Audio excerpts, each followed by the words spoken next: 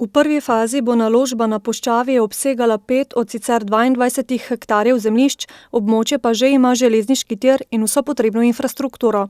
Naložba je težka 5 milijonov evrov, 2 milijona so uspeli dobiti na razpisu. Do konca junija 2015 bo prva faza projekta realizirana, kar je pomembno tako za občino Šentrupert, ker prinaša nova delovna mesta, kot za energetiko Šentrupert, ker se bo dejansko lahko v celoti napajala z energentom iz lesno-predelovalnega centra.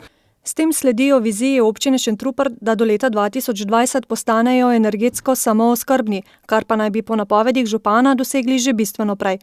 Na Dobu so namreč ta teden namenu predali kotlovnico na lesno biomaso. Sedaj, ko smo realizirali ta projekt in imamo že vizijo, kako na Dobu realizirati naslednje projekte, ki bojo proizvajali energijo, pa ugotavljamo, da bomo že v nekaj letih proizvajali več energije, kot jo celokupno porabi občina Šentrupert. Zamisel o lesno-predelovalnem centru so sicer začeli razvijati že pred 4 leti.